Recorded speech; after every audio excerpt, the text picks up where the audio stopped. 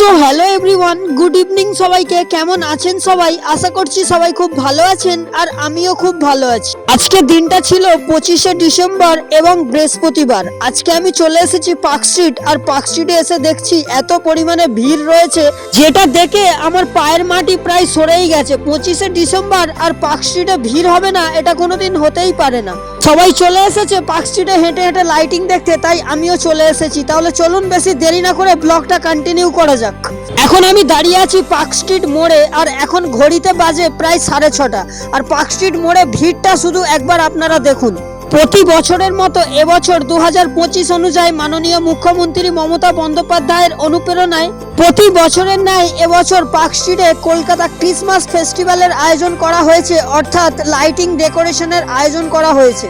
এখন আমাকে যেতে হবে এই ভিড়ের মধ্যে অ্যালান পার্কের দিকে, আর আপনারা শুধু একবার দেখুন, শুধু মানুষের মাথা দেখা যাচ্ছে। প্রতি বছর পার্ক স্ট্রিটে লাইটিং ছাড়া তেমন কিছু আমরা দেখতে পাই না, আর অ্যালান পার্কে যিশু খ্রিস্টানের কিছু স্মৃতি তুলে ধরা হয়। পার্ক স্ট্রিটে অ্যালান পার্কে যাওয়ার পথে আমার সাথে একটা স্ক্যাম হয়ে গেছে, যেটা প্রতিবারেই আমার সাথে ঘটে। ওই স্ক্যামটা কি হয়েছে সেটা দেখতে হলে আপনাদের পুরো ব্লগটা দেখতে হবে। প্রতি বছরের মতো এবছর কলকাতা পার্ক স্ট্রিটে যে লাইটিং ডেকোরেশন করা হয়েছে, এই লাইটিং ডেকোরেশন প্রায় 8 থেকে 10 দিন থাকবে। পার্ক স্ট্রিটে এই লাইটিং ডেকোরেশন দেখতে শুধু কলকাতার মানুষই আসেন না, দেশি বিদেশি এবং জেলার মানুষও কলকাতায় ক্রিসমাস সেলিব্রেশন করতে আসেন। আপনাদের মধ্যে থেকে যারা দূর দূরান্ত থেকে পার্ক স্ট্রিটে আসবেন ভাবছেন, আপনার হাতে এখনো 6 থেকে 7 দিন সময় রয়েছে, এর ভিতরেই আপনাকে পার্ক স্ট্রিটে আসতে হবে। আপনাদের উদ্দেশ্যে আমি একটা কথা বলে দিই, এই ভিডিওটা আমি 25শে ডিসেম্বর শুট করেছি, আর এই ভিডিওটা এডিটিং করছি 26শে ডিসেম্বর। কারণটা হলো আমি একটা মধ্যবিত্ত পরিবারের ছেলে, সবকিছু বজায় রেখে আমাকে সোশ্যাল মিডিয়াতে অ্যাক্টিভ থাকতে হয়, নিজের কিছু পার্সোনাল কাজও আমার থাকে। আর এই যে দুধারে ব্যারিকেড দিয়ে রাস্তা মতো করা হয়েছে, এই যে ফাঁকা জায়গাটা দেখতে পাচ্ছেন, এখানে ভিআইপি পার্সন এন্ট্রি করার জন্য এই ফাঁকা জায়গাটা রাখা হয়েছে। তাছাড়া কলকাতা পুলিশ নজরকারি দেওয়ার জন্য ওই ফাঁকা জায়গাটা ব্যবহার করা হয়েছে যাতে কোনো দুর্ঘটনা না ঘটে। তাছাড়া নিউজ চ্যানেলের কর্মকর্তারা ওই ফাঁকা জায়গাটা খুব সহজেই ব্যবহার করার জন্য রাখা হয়েছে। আর আমি এখন চলে এসেছি পার্ক হোটেলের কাছে। যতই না রাত বাড়ছে তত মানুষের আনাগোনা বেড়েই চলেছে।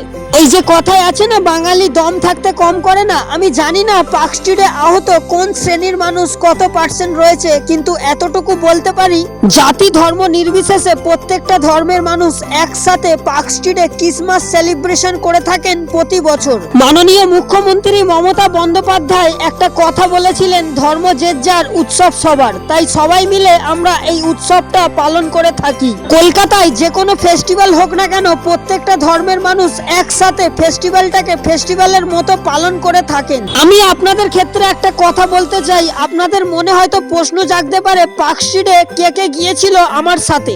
দেখুন, আমি তো একা, আর আমার কোনো গার্লফ্রেন্ড নেই, তাই যেখানেই যাই না কেন আমাকে একাই যেতে হয়।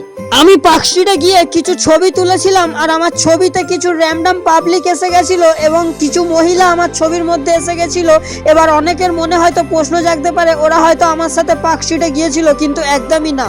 পার্ক স্ট্রিটে আমি একাই গিয়েছিলাম এবং নিজেকে নিজে অনেক লজ্জা বোধ করছিলাম, কারণ পার্ক স্ট্রিটে বেশিরভাগ গার্লফ্রেন্ড বয়ফ্রেন্ড কাপালই বেশি দেখতে পেয়েছি আমি। আপনি যদি আপনার বয়ফ্রেন্ড বা গার্লফ্রেন্ডের সাথে পার্ক স্ট্রিটে গিয়ে থাকেন, তাহলে আমাকে একবার কমেন্ট করে জানিয়ে দিন।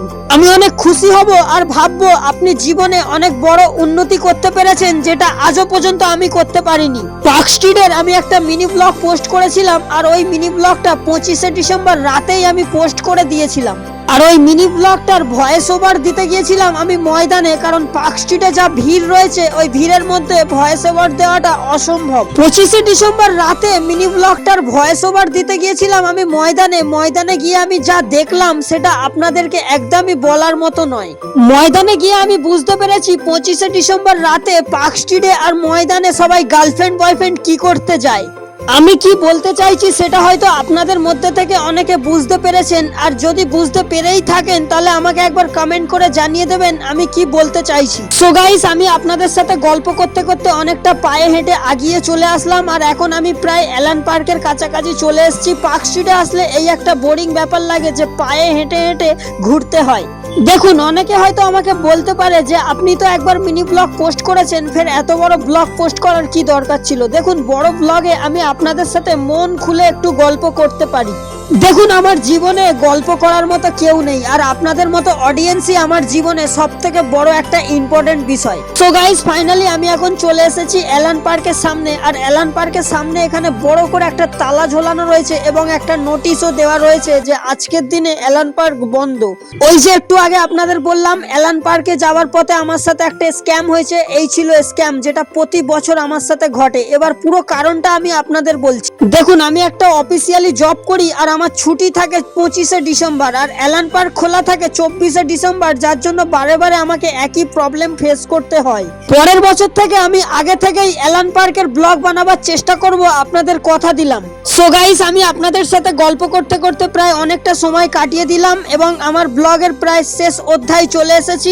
আমি আশা করছি আমার এই পার্ক স্ট্রিটের ব্লগটা আপনাদের খুব ভালো লেগেছে। যদি একটু হলেও ভালো লেগে থাকে তাহলে লাইক, কমেন্ট, শেয়ার নিশ্চয়ই করে দেবেন। ততক্ষণের জন্য টাটা, বাই বাই।